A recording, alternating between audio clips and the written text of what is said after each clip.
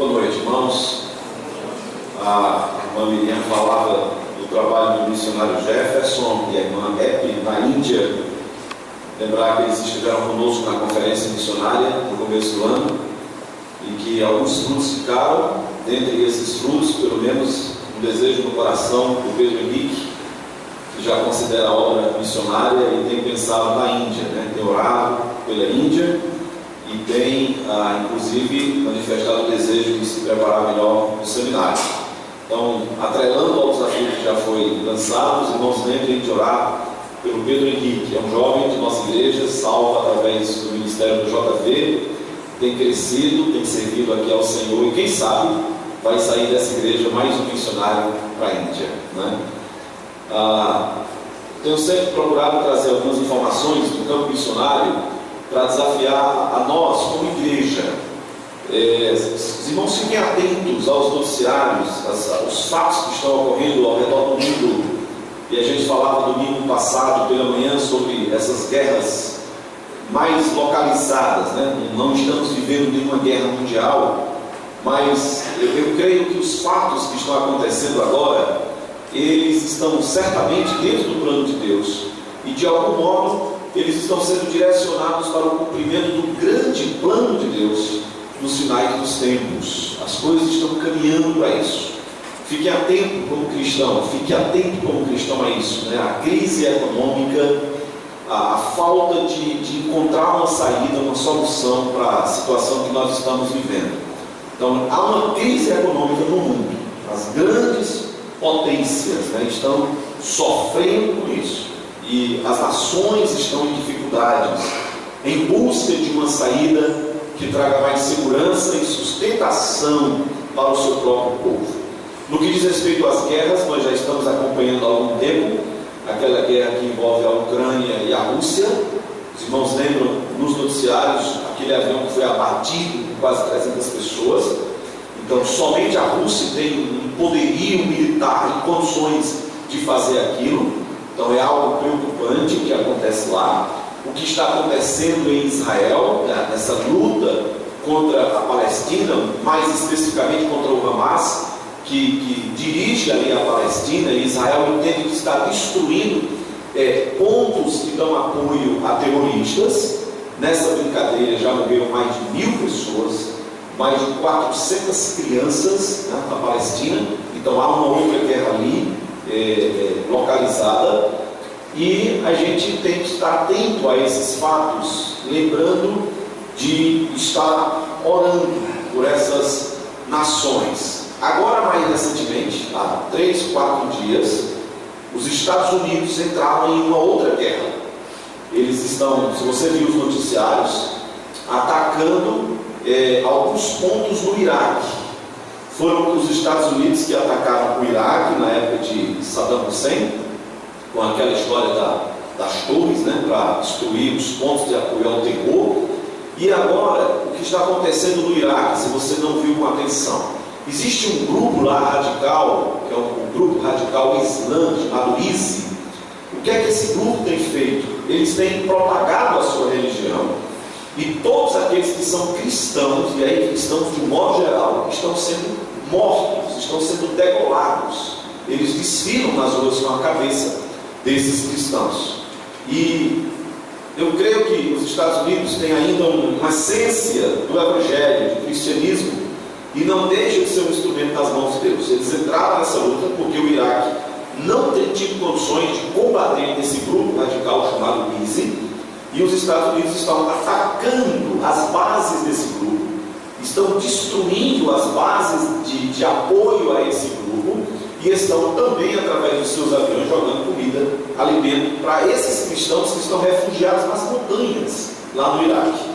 Então, se você não viu isso nos noticiários, procure ver, está sendo transmitido para o mundo inteiro. Eles estão mandando comida para esses que são cristãos, que estão fugindo para não serem mortos por causa do seu testemunho, estão refugiados nos montes e estão recebendo comida que está sendo jogada lá para eles. E, por outro lado, os caças americanos estão atacando esse grupo para tentar coibir a ação deles, uma vez que ninguém se manifestou e fez absolutamente nada até aqui. Então, A gente sabe que é uma situação difícil até de opinar, mas pelo menos tem alguém se preocupando com a defesa dos menos favorecidos, né? Então, é motivo de oração. A igreja deve estar atenta a essas notícias, né, dos noticiários. Ver essas notícias com motivo de oração, com intuito missionário, ler bons livros, vai enriquecer você. O Facebook emburrece, mas essas notícias são mais valiosas para o cristão. Então você deve, com esse interesse, para estar lembrando de orar por tudo que está acontecendo nesse momento ao redor do mundo. Eu tinha prometido colocar hoje uma entrevista com um pastor de Portugal, trazendo notícias daquele país. A gente tem essa entrevista gravada, mas nós preferimos editar melhor para colocar no próximo domingo. Então nós vamos trazer essas informações para os irmãos lá de Portugal, um pastor brasileiro que trabalha lá e já está fora do Brasil há mais de 40 anos. Ele é médico, foi missionário na África junto aos muçulmanos. É uma entrevista muito interessante. Ele dá conselhos para quem está pensando em ir a Portugal, e nós estamos com essa ideia do projeto. O pastor Wesley está trabalhando para servir ao Senhor lá em Portugal junto com a sua família, e essa entrevista, se Deus quiser, a gente coloca no próximo domingo, no nosso momento missionário. E só lembrar aqui os irmãos que amanhã nós reiniciamos o nosso Instituto Bíblico Elizabeth Mills. É o nosso ministério de ensino para aqueles que querem aprender mais da palavra de Deus. Você está nos visitando, é aberto para todas as pessoas, é gratuito, você pode chegar, e temos todas as segundas esse tempo de 2 horas, das 7 às 9 da noite. Então vamos recomeçar amanhã aqui mesmo nas dependências do Colégio Batista. No próximo sábado, dia 16, reunião das mulheres, todas as mulheres convidadas, às 7 da noite, aqui mesmo na nossa igreja. E o nosso próximo encontro de casais será no outro sábado, dia 23, às 7 da noite, na casa da irmã Cícera, lá no bairro do Limoeiro. Para você ficar pensando, quem é a irmã Cícera? É a delegada. Aí eu acho que você vai lembrar. Não fique com medo, você será muito bem-vindo. Todos os casais estão convidados para essa reunião. Por último, no próximo sábado, dia 16, nós vamos ter o culto de envio da família Brito. O missionário Fábio Brito está sendo enviado definitivamente agora para Cabo Verde. Ele passou uma temporada lá, retornou ao Brasil, deu continuidade ao trabalho de levantar sustento. Ele já tem 100% do sustento e ele vai com a família no dia 11 de setembro para Cabo Verde, na África, onde já existem alguns irmãos lá da Missão Maranata. Próximo sábado, então, lá na primeira igreja do Crato, 7 da noite, será o culto de envio com a presença do pastor Genuan, que é o presidente da Missão Maranata. Esteja lembrando de orar pelo Fábio Brito, sua família, que tem tomado esse passo importante de fé, de mudar de um país, de ir para a África e de consagrar toda a sua vida ao ministério da propagação do Evangelho ali naquele lugar. Vamos orar, agradecendo a Deus tudo que Ele tem feito em nossas vidas, pedindo a iluminação do Espírito Santo enquanto nós meditamos na Sua Santa Palavra. Amado Pai, nós queremos agradecer e louvar o Teu santo e bendito nome, pedindo, Pai, que pela Tua graça, pela justiça de Jesus, pelo Seu amor, pela iluminação do Espírito Santo, o Senhor venha falar ao nosso coração. Reconhecemos que nós somos dependentes do Senhor, nós não somos dignos de oferecer qualquer coisa, Pai, a Ti. O Senhor conhece a nossa vida, o nosso coração. Nós reconhecemos a nossa dependência e que o Senhor tem mesmo nos sustentado pela Sua graça e pelo amor ao Seu nome. Nós pedimos que venha falar o nosso coração para a Tua glória nesta noite, em nome de Jesus. Amém. Ok, irmãos, eu quero aproveitar então que nós estamos comemorando o Dia dos Pais, e é certamente uma oportunidade para a igreja instruir, né? São oportunidades ao longo do ano que a gente vai tendo em cada momento de poder olhar o que a palavra de Deus ensina sobre aquilo. Eu quero no mês de setembro falar um pouquinho o que a Bíblia ensina do nosso papel como cidadão nas eleições que se aproximam. E nesse momento em que se fala muito na família, se comemora o Dia dos Pais, se fala do Dia das Mães, eu quero trazer a nossa atenção hoje à noite para a gente falar um pouquinho sobre família e desenvolvendo o tema Construindo Famílias Piedosas. Nós vamos olhar Provérbios hoje à noite, trazendo à nossa lembrança algumas responsabilidades que nós temos dentro da nossa família, independente de qual seja o nosso papel, a nossa função, pai, mãe, filho, irmão. A família foi criada por Deus para o nosso bem, para a nossa felicidade completa e plena. Isso é tão importante que nós precisamos estar sempre falando constantemente para aqueles que já são casados, para aqueles que querem casar, para os nossos jovens, para as nossas crianças, porque eu acredito, irmãos, que a nossa felicidade, o nosso ser bem-sucedido, a nossa verdadeira paz depende exclusivamente do seu bem-estar na família. Veja o que nós estamos dizendo. A sua felicidade plena na vida, o ser bem realizado, depende da sua felicidade na base familiar. Ninguém pode ser feliz sem uma família. E isso é importante, porque nós temos ouvido notícias de pessoas que não têm levado muito a sério o compromisso da família e que têm sofrido consequências por conta disso. Por mais que você consiga na vida, por mais bem sucedido que você possa ser em qualquer outra área da vida, quando as coisas na casa, na família, no lar, elas não vão bem, você não pode ser feliz sem essa importante fonte de consolo do nosso Deus. Mas quando nós falamos em família, nós olhamos para o contexto no qual a família está inserida. E nós não podemos deixar de reconhecer que nós estamos vivendo numa época de perversão. É o grande inimigo hoje do cristianismo, da igreja, da família. É a época em que nós estamos vivendo. Uma época do aumento da promiscuidade, da imoralidade, da busca do prazer barato, da facilidade com que as coisas são oferecidas e tem ameaçado e destruído a vida de milhões de pessoas. A propagação do prazer no pecado, que é oferecido principalmente pela mídia. A verdade, ela tem sido colocada de lado como sendo simplesmente uma questão de preferência. Tudo na vida é negociável. O que é certo para você, necessariamente não tem que ser certo para mim. O que é errado para você, necessariamente não tem que ser errado para mim. Nós temos visto casamentos hoje que duram menos do que um namoro. Cristãos e incrédulos pensam e vivem da mesma forma. Então, o cristianismo não tem feito diferença? A formação da mente das nossas crianças e dos nossos jovens não tem levado os nossos filhos a agir de um modo diferente? A mostrar que esses princípios nos levam a viver diferente, que os nossos valores são outros, que a nossa vida precisa ser diferente? Será que chegamos a esse ponto de cristãos e não cristãos pensarem da mesma forma, viverem da mesma forma e terem a mesma maneira de viver? Nós somos o que nós cremos. Nós vivemos aquilo que nós entendemos que é correto, que é certo viver. Não tem como ser diferente.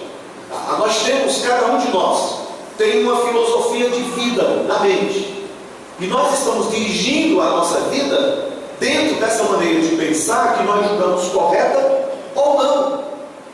Mas nós encontramos na palavra de Deus o livro da instrução, o livro de Provérbios, o livro da sabedoria. E Deus então se revela para nós. Deus não cruzou os braços. Deus não ficou em silêncio. Ele está revelando e se revelando para que a gente saiba o que é certo, o que é errado, que existe uma verdade absoluta. que existem princípios, e o Senhor mesmo aponta o caminho da felicidade, o caminho pelo qual nós devemos seguir. Então, hoje à noite, irmãos, enquanto nós pensamos em famílias piedosas, que você pode chegar no final da sua carreira cristã, da sua vida, e olhar para trás e dizer assim: valeu a pena, todo o sacrifício, todo o sofrimento, todo o esforço, valeu a pena, porque você pode deixar de consciência tranquila pessoas que vão ter também o Evangelho como o seu principal tesouro na sua vida. Provérbios vai nos ajudar a pensar nesse tema de construir famílias piedosas e certamente de vidas piedosas. Capítulo 1, eu quero olhar hoje à noite alguns textos com os irmãos. Capítulo 1, a base para tudo que nós vamos falar, e talvez até a base de todo o livro de Provérbios, esteja no versículo 7. Conhecidos, irmãos, o temor do Senhor é o princípio do saber, mas os loucos desprezam a sabedoria e o ensino. Aqui está a base do livro de Provérbios. A definição, a essência da verdadeira sabedoria é temer a Deus, é amar a Deus, é ter uma devoção por Deus. E temer a Deus é ter medo de desonrar o nome de Deus.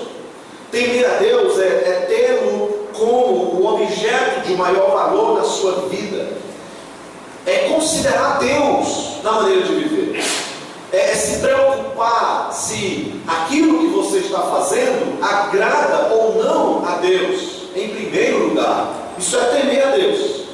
É pensar assim: de que forma Deus pode ser glorificado com essa minha decisão? Não quero agradar só a mim, Deus está se agradando. Esse é o temor do Senhor.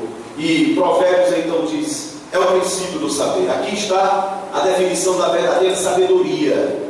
Ser sábio não é ter muito conhecimento, intelectualmente apenas falando. Ser sábio é ter medo de desobedecer a Deus. Ser sábio é fugir do pecado. Ser sábio é fugir do que é errado. Ser sábio é fazer o que é certo. Ser sábio é obedecer a Deus. Mas existe um outro grupo que não pensa assim. E a segunda parte do versículo 7 diz: os loucos desprezam a sabedoria e o ensino. O que nós podemos fazer, olhando para Provérbios, para termos famílias piedosas? Em primeiro lugar, a primeira observação que eu quero trazer hoje para os irmãos é que nós encontramos aqui advertências para o nosso bem. Como é que eu posso construir uma família piedosa? Preste atenção nas advertências que a palavra de Deus nos traz. Fique atento, não despreze, não vacile.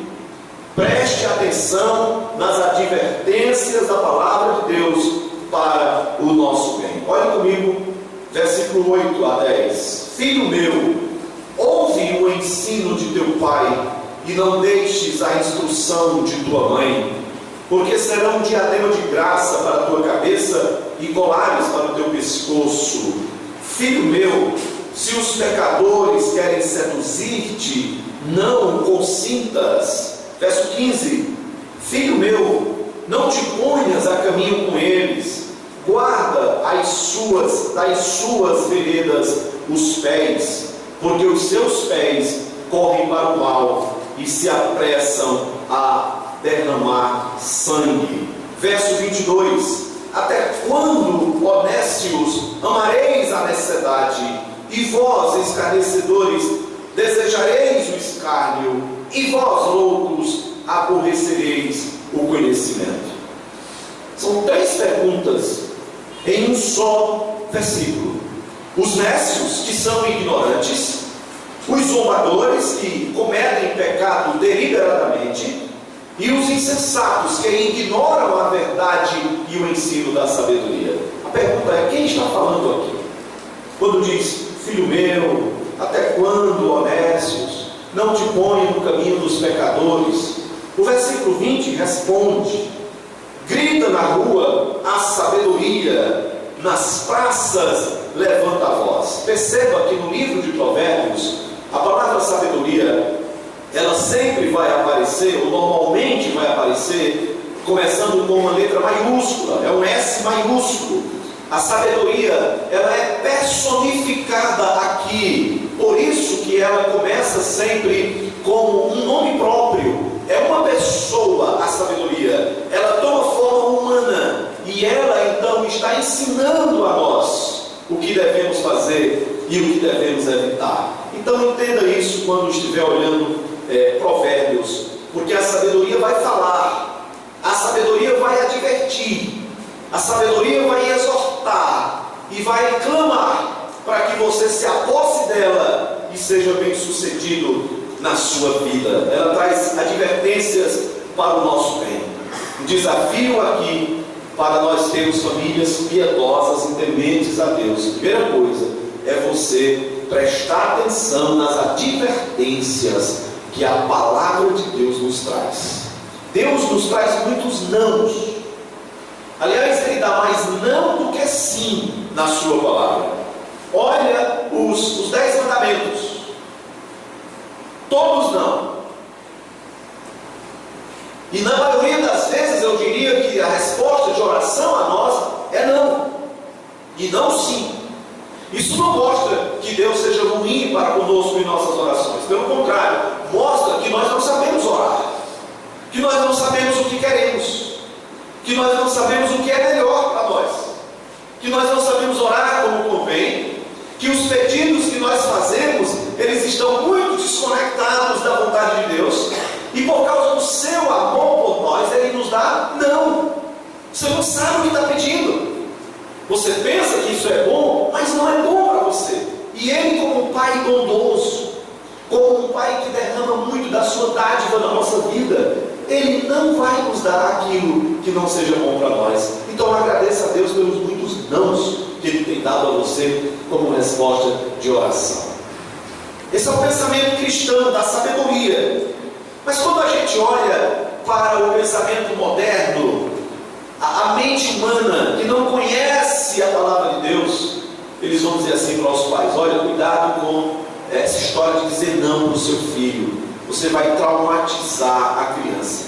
Não é isso que tem sido dito? Evite dizer não. Você pode dar até um não, mas de outra maneira. Esse não, ele é traumatizador.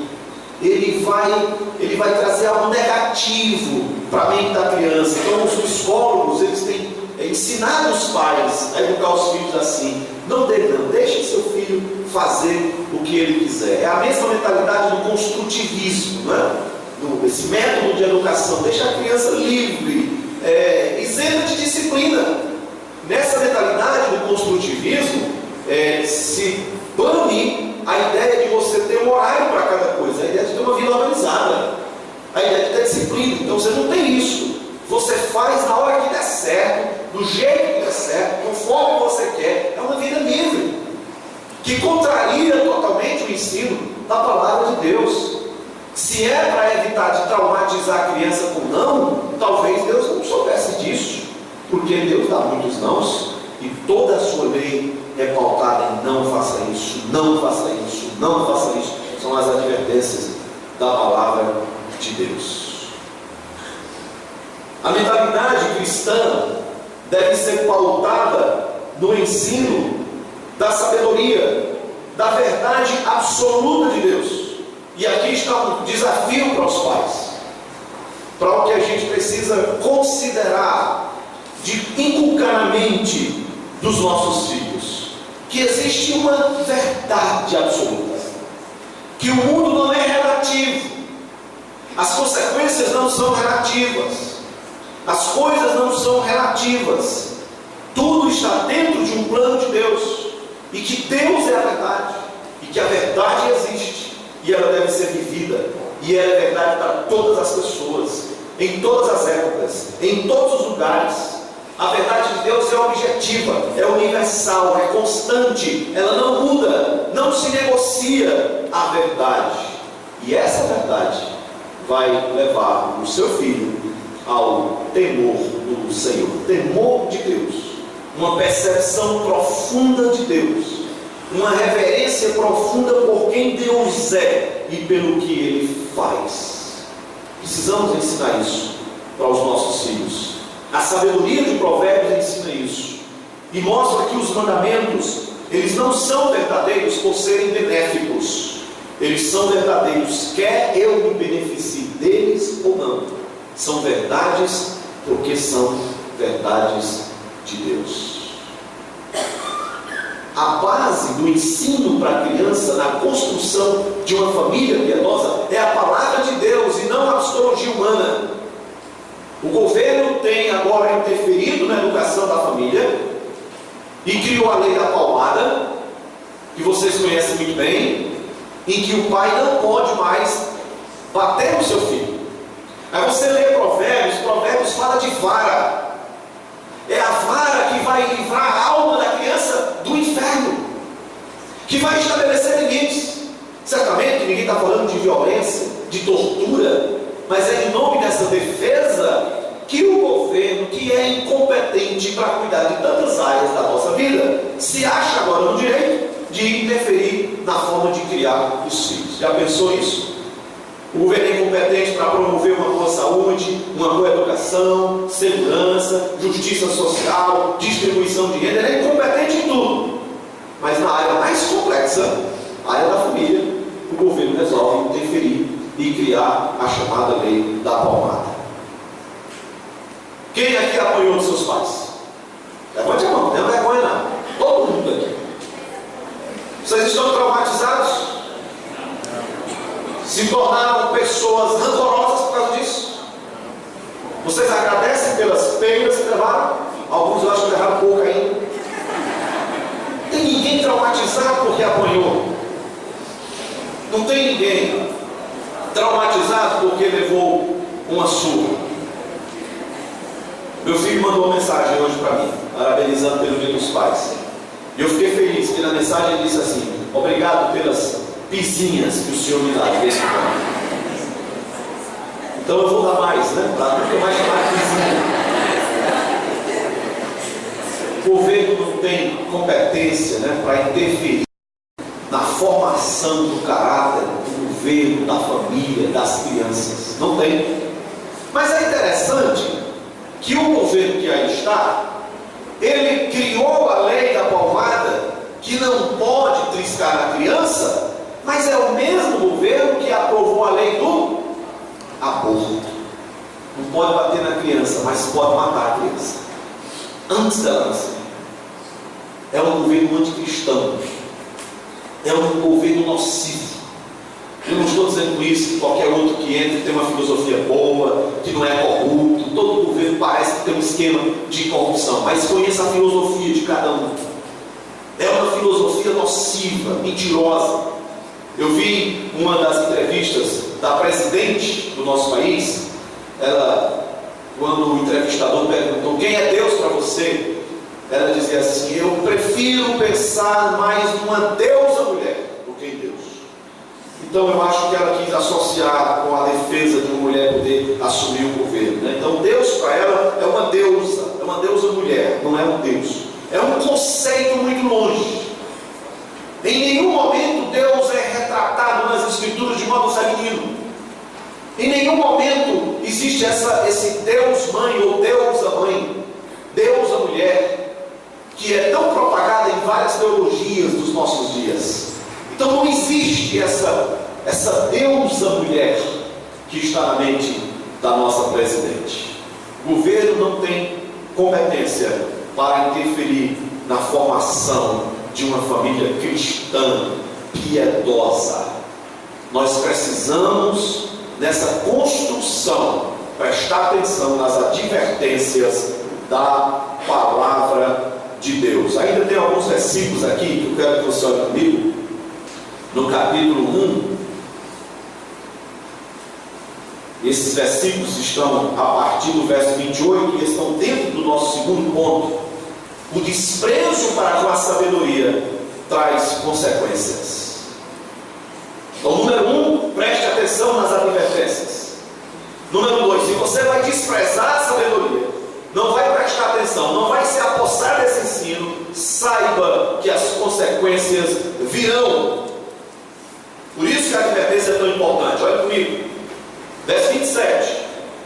Em vindo o vosso terror como a tempestade, em vindo a vossa perdição como o redemoinho, quando vos chegar o aperto e a angústia, então me invocarão, é a sabedoria falando, mas eu não responderei. Procurar-me-ão, porém não me hão de achar. Porquanto aborreceram o conhecimento e não preferiram o temor do Senhor, não quiseram o meu conselho e desprezaram toda a minha repreensão. Portanto comerão do fruto do seu procedimento e dos seus próprios conselhos se fartarão. Os nécios são mortos por seu desvio, e aos loucos a sua impressão de bem-estar os leva à perdição. Mas o que lhe der ouvidos habitará seguro, tranquilo e sem temor do mal. Amém? Depois não diga que Deus não avisou. Tem dois caminhos, tem duas maneiras de pensar, duas maneiras de viver, tem duas propostas de vida. E tem aqui qual é o caminho que você deve seguir e as consequências de cada um. Essas consequências, do verso 27 até o verso 32, é para o nécio, é para o que despreza o ensino de Deus, é para aquele que não leva em conta os princípios da palavra de Deus. Quando vier a angústia, quando vier o sofrimento, você vai clamar e Deus não vai te ouvir, porque você se aborreceu da sabedoria e do conhecimento. Você vai sofrer as consequências. E se eu prestar atenção no ensino do meu pai? E se eu der ouvidos aos conselhos da minha mãe? E se eu viver o ensino da palavra do Senhor? Olha o verso 9. O que é que diz o verso 9? Serão um diadema de graça para a tua cabeça e colares para o teu pescoço. É diferente? É honra. Bênção de Deus. Posição de honra. É Deus honrando tua obediência. É Deus te dando sabedoria. É Deus te dando posição de destaque. É Deus te dando diadema de graça. É Deus te dando colar de ouro no teu pescoço. São as consequências naturais da vida. E não há como ser diferente.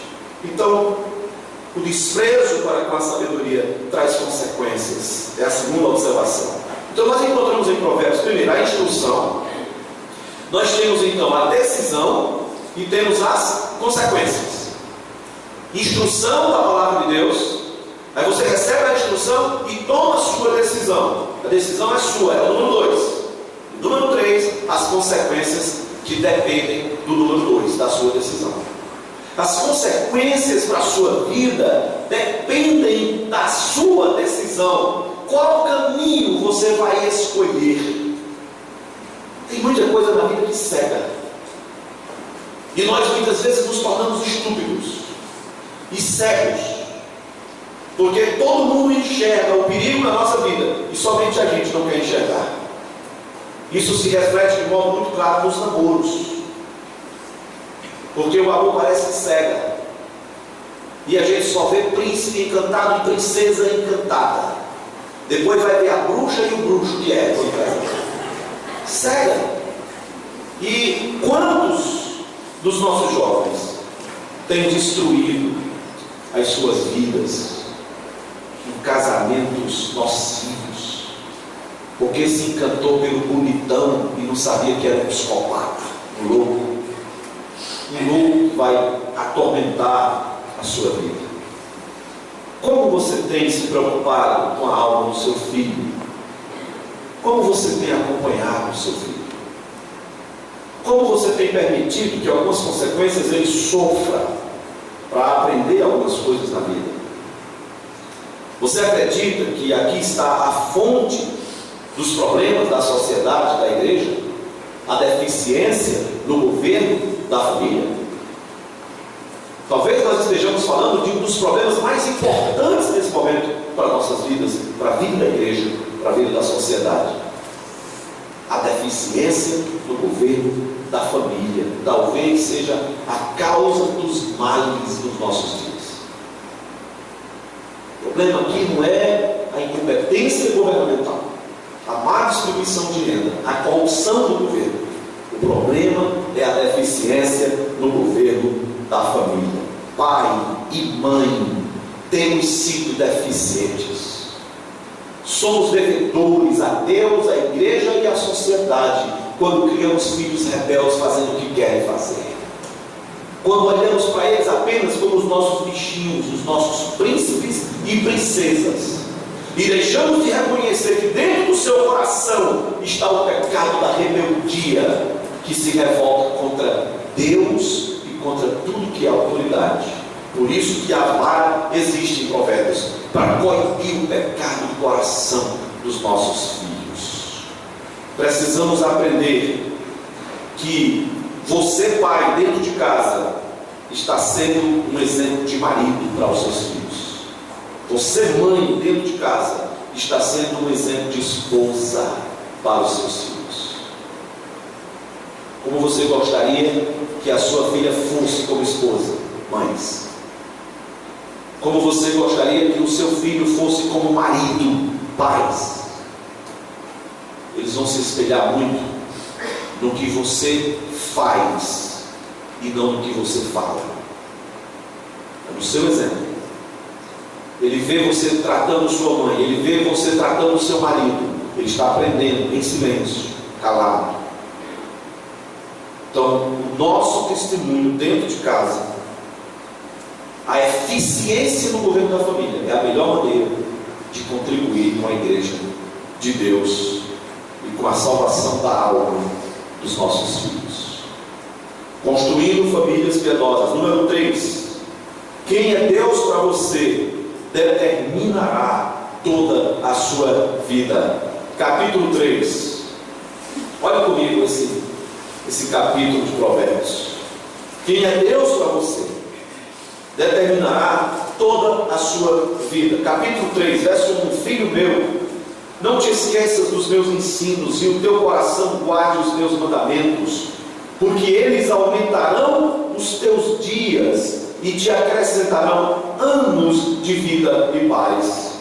Não te desamparem a benignidade e a fidelidade. Ata-as ao pescoço, escreve-as na tábua do teu coração, e acharás graça e boa compreensão diante de Deus e dos homens.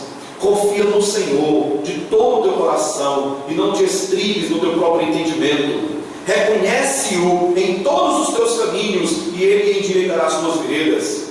Não sejas sábio aos teus próprios olhos, teme ao Senhor, aparta-te do mal, será isto saúde para o teu corpo e refrigério para os teus ossos. Honra ao Senhor com os teus bens e com as primícias de toda a tua renda, e se encherão fartamente os teus celeiros, e transbordarão de vinho os teus lagares. Filho meu, não rejeites a disciplina do Senhor, nem te enfades da sua repreensão, porque o Senhor repreende a quem ama, assim como o pai ao filho, a quem quer bem. É um apelo de Deus, para que você confie nele, e reconheça-o em todos os seus empreendimentos, e que a sua sabedoria seja a sabedoria de Deus, e com tudo que ele vai te dar, que você honre a Deus com as primícias dos teus bens. E a promessa do Senhor, aqui quando se ensina a criança a ser generosa, a promessa do Senhor é que o Senhor fará superabundar, ele há de suprir, encherá fartamente os teus celeiros, e você não terá falta de nada quando você honra e ama a pessoa de Deus. Tem caminho melhor do que esse? Tem projeto de vida melhor do que esse para os nossos filhos? Tem caminho mais seguro? Tem herança maior do que essa? A igreja é tão importante dentro desse projeto, e nós não temos valorizado a igreja como ela merece ser valorizada, amada e servida ao Senhor através da igreja, porque nós temos um lugar seguro.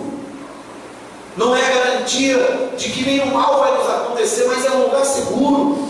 É a casa de Deus, é a comunidade cristã, é o ensino do Senhor, é a influência do Espírito Santo, é o guardar os anjos do Senhor. Nós temos a sabedoria aqui para ser colocada em nosso coração.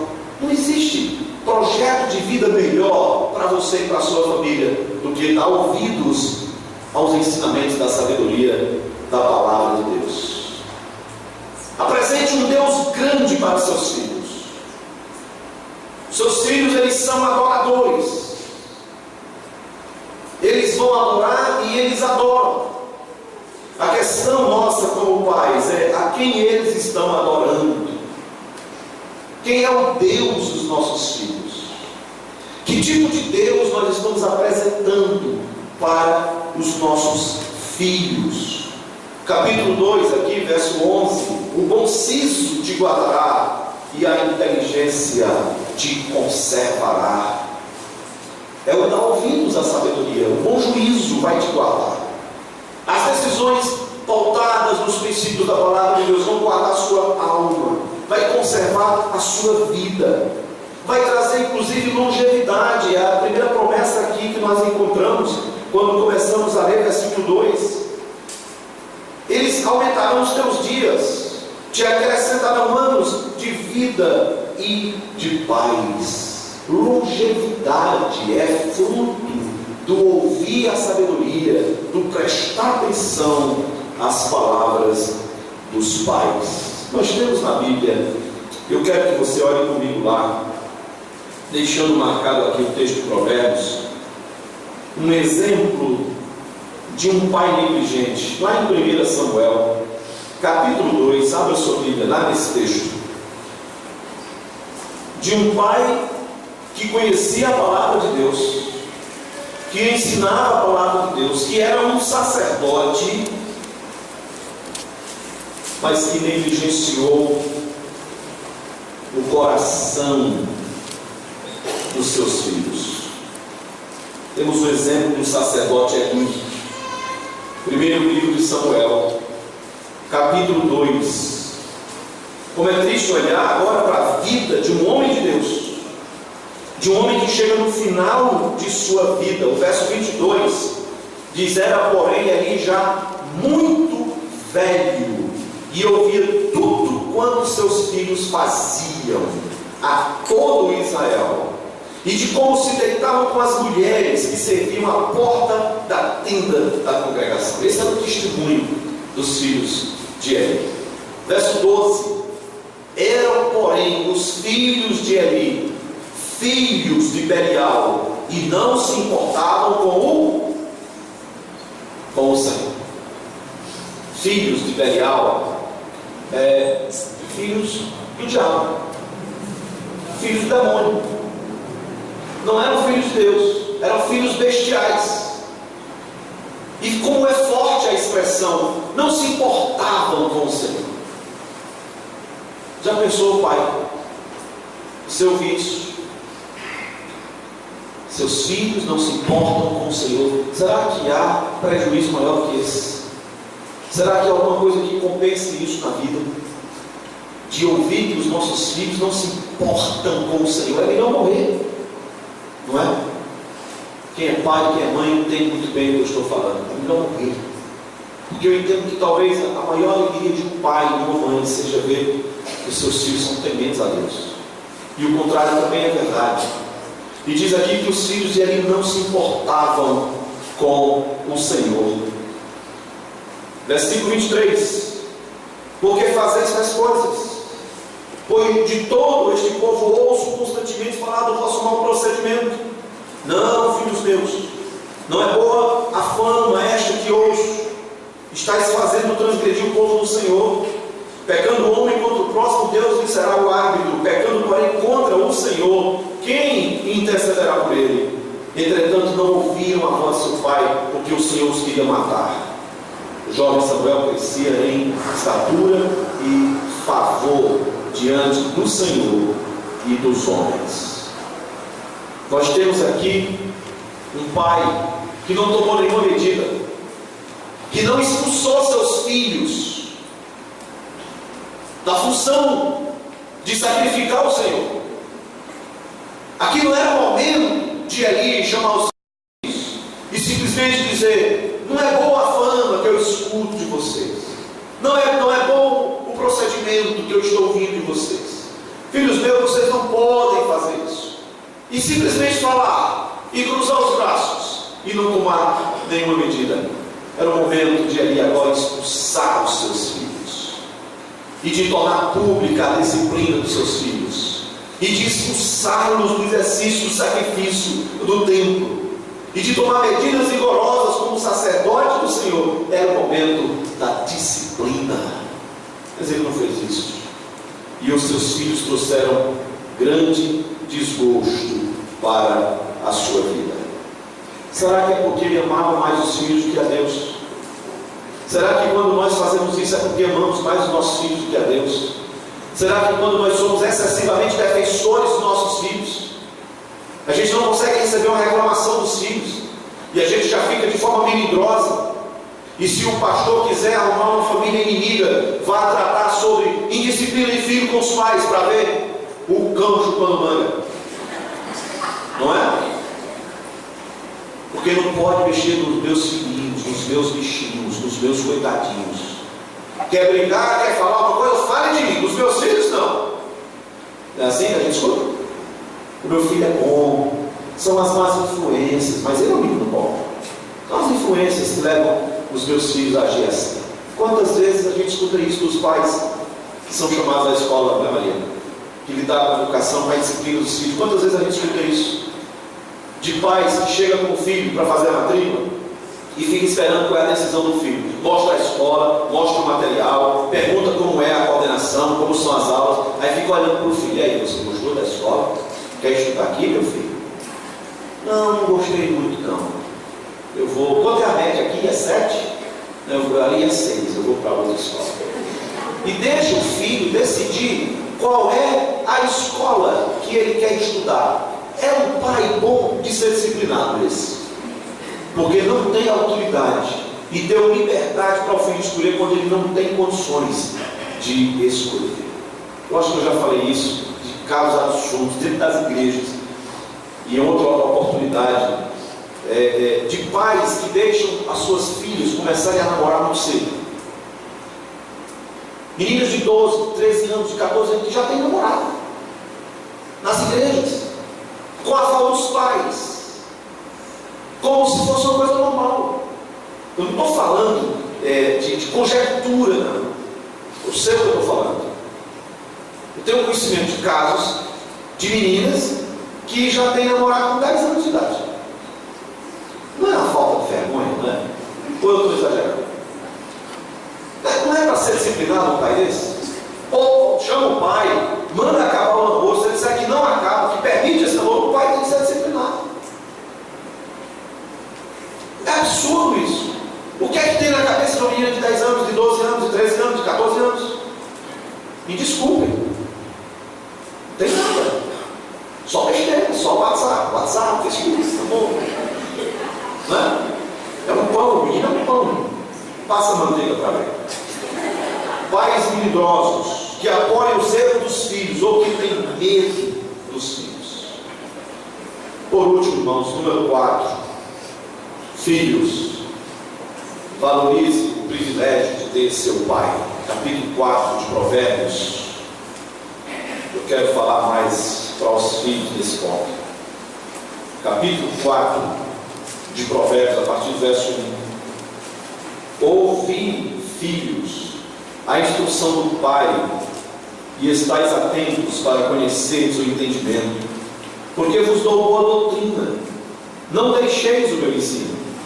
Quando eu era filho, em companhia de meu pai, tenro e único diante de minha mãe, então ele me ensinava e me dizia: retenha no teu coração as minhas palavras, guarda os meus mandamentos e vive. Adquire a sabedoria, adquire o entendimento, e não te esqueças das palavras da minha boca, nem delas te apartes. Não desampares a sabedoria, e ela te guardará. Ama, e ela te protegerá. O princípio da sabedoria é: adquire a sabedoria. Sim, com tudo que possuis, adquire o entendimento. Estima, e ela te exaltará. Se abraçares, ela te honrará. Dará à tua cabeça um diadema de graça e uma coroa de glória te entregará. Ouve, filho meu, e aceita as minhas palavras, e se te multiplicarão os anos de vida. Filhos, jovens, crianças, não há nada mais agradável diante de Deus do que você ser obediente, amar e honrar os seus pais. Eles são representantes de Deus. Promessas de longevidade, de uma vida bem-sucedida, de uma vida bem-aventurada. E não só para crianças e jovens, não, os mais velhos também. Porque há uma tendência de desprezo para com os nossos pais, principalmente quando eles se tornam idosos, carentes de nosso cuidado, de nosso apoio. A teologia bíblica é assim: os pais cuidam dos filhos e depois os filhos cuidam dos pais. É assim que funciona. É assim o projeto de Deus. Mas se você for em algum lar do ancião, em algum asilo, você vai encontrar pessoas desprezadas e abandonadas, pessoas da alta sociedade, de boas condições financeiras, que foram abandonados lá pelos filhos. Basta você ir lá, pessoas conhecidas, de famílias renomadas, e os pais, coitados, foram abandonados, desprezados por aqueles que um dia eles amaram e de quem eles cuidaram com tanto zelo, com tanto carinho. Como é bom a gente poder olhar para trás e reconhecer: o meu pai, ele teve uma grande influência na minha vida. Eu tenho consciência tranquila diante de Deus que eu tenho amado e honrado os meus pais com toda a minha força. A Suzy está aqui? Não está, né? O seu Zé, o pai da Suzy, membro dessa igreja há muitos anos, serviu aqui ao Senhor muitos anos, funcionário dessa escola aqui muitos anos.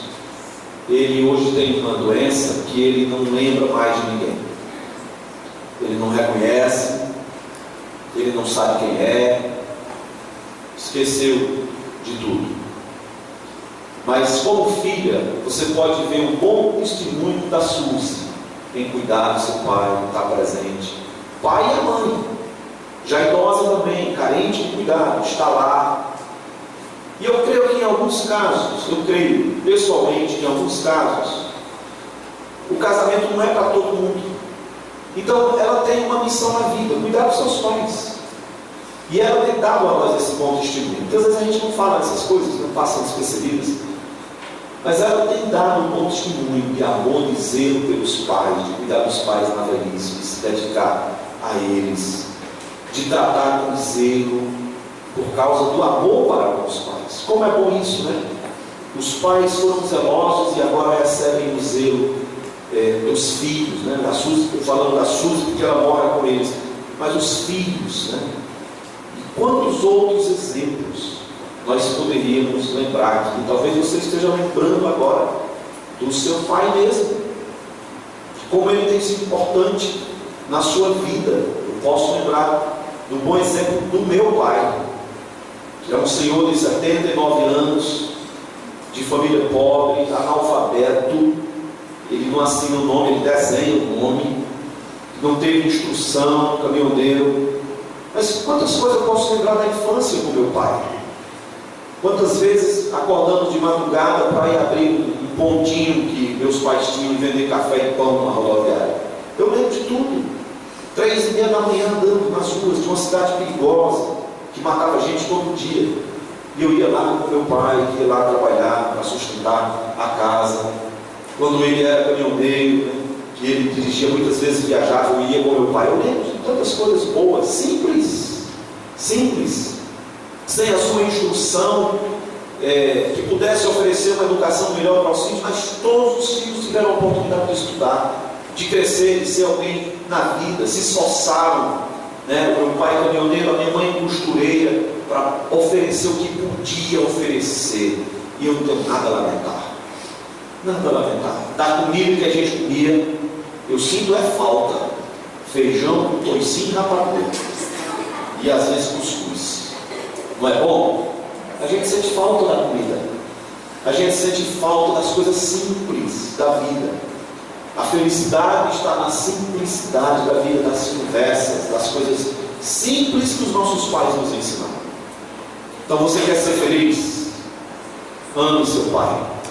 Se você não tem sido um bom filho, e talvez ainda tenha a oportunidade de restaurar alguma coisa com o seu pai, com a sua mãe, faça isso enquanto é tempo.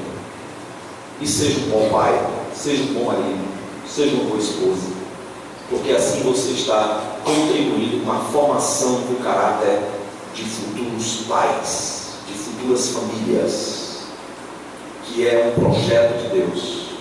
Você poderá chegar ao fim da caminhada, e ainda que você não tenha conquistado tantas coisas que você almejou na vida, mas se você tem aquela frase, meus filhos se importam com o Senhor, você tem tudo. É o maior presente e é a maior dádiva. Amém? Deus abençoe. Vamos orar.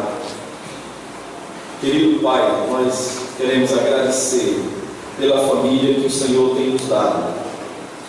Agradecer porque o Senhor é o nosso Pai amado, bondoso e gracioso.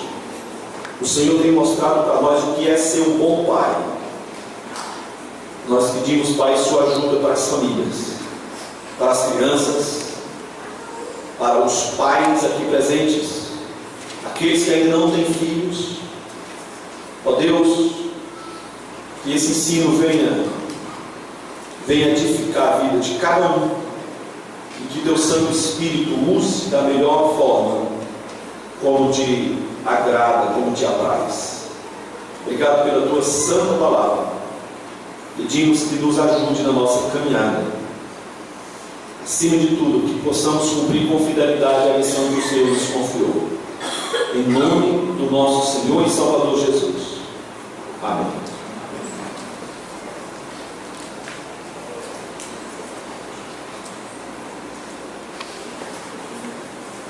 Teremos agora uma homenagem aos pais. Quero convidar a irmã Juliana. Boa noite. Esse texto que eu fiz ano passado com meu pai. E ele é para todos os pais, especialmente para ele. Queridos pais, no fundo de cada alma, verdadeiramente, a virtude maior que se pode achar é a gratidão. E é com base nesse sentimento sublime e sincero que quero te agradecer por ser mais que um pai, por ser meu professor, meu advogado, meu amigo de todas as horas. Obrigada por ter me criado nos caminhos do Senhor, por ser o meu grande exemplo, por me ensinar o certo e o errado, por muitas vezes ter chorado comigo e me aconselhado, por ainda quando pequenina ter me acolhido com carinho em seus braços, por ter acompanhado os meus primeiros passos, a primeira vez que te chamei de pai, a primeira vez que saiu da minha boca um eu te amo.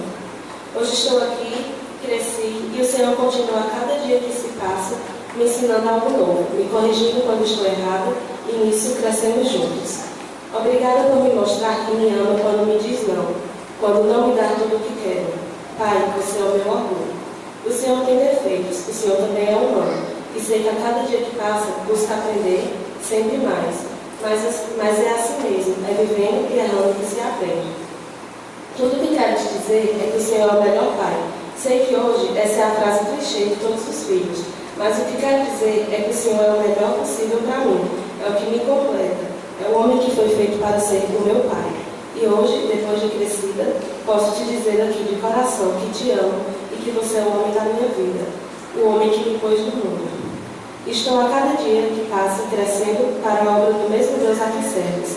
Espero que um dia, quando já adulta, eu possa olhar nos teus olhos e te agradecer por ter feito de mim uma grande mulher, uma serva do Senhor. Em nome de todos aqui, te agradeço por liderar a nossa igreja, por ser nosso pastor, nosso pai, por mostrar e nos ensinar que temos um pai acima de todos os pais, e por ele ter colocado o amor nos nossos corações e por nos termos a oportunidade de expressá-lo. Que cada um de vocês aqui, pais, possam estar sendo abençoados pelo nosso Deus, que possam a cada dia que passa estar crescendo mais e mais, em todos os sentidos. Que Deus possa estar sendo o alvo de cada um aqui, lembrando que Ele é o nosso Pai, é quem cuida de nós e que nos mantém vivos. Aquele que soprou em nós o fôlego da vida, que esta possa ser a palavra ensinada aos seus filhos, que vocês possam ser o orgulho e exemplo deles. Em nome de todos os filhos aqui presentes, eu dedico esse dia a vocês, pais.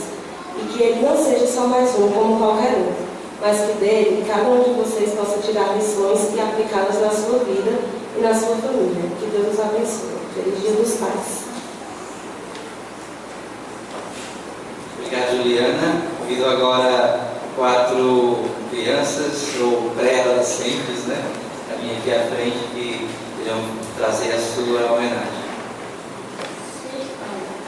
Ser pai é procurar ser um amigo, o espelho e o mestre do seu filho. Ser pai é ter no coração a alegria de amparar o filho, é ser feliz pelos seus simples privilégios de ter um ou mais filhos para conhecer o filho. É chorar quando o filho chora, é sorrir quando o filho ri, é sofrer quando o filho sofre. Ser pai é acreditar. Ser pai é quando a criança e o pão de cada dia do lar. Ser pai é no final do dia os filhos e a esposa do pai.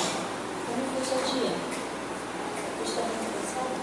Ser pai é ensinar aos filhos o caminho do Senhor. Ser pai é tornar-se uma criança para com o filho brincar. É tornar-se um menino para com ele dialogar. Ser pai é incentivar o jovem, aconselhar para o melhor. É os passos de seu filho acompanhar. Nunca a falsidade usar, pois ser pai requer somente a verdade.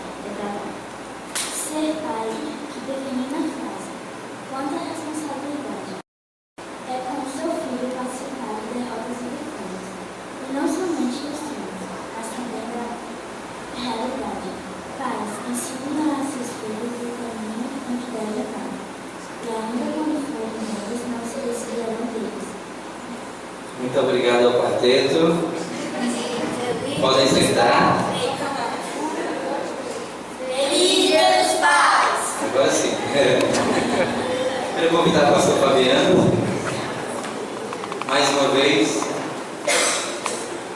Ok, então nós queremos finalizar cantando parabéns para todos os pais, mas nós temos uma lembrança para os pais. Então, nós vamos quebrar aqui o protocolo e chamar os pais aqui à frente. Todos os pais. Chega aqui, você vai receber uma lembrança da nossa igreja, forma de expressar a nossa gratidão a Deus pela sua vida. Então, os pais, cheguem aí. Todos cantem. Fica de pé, irmãos. Todos.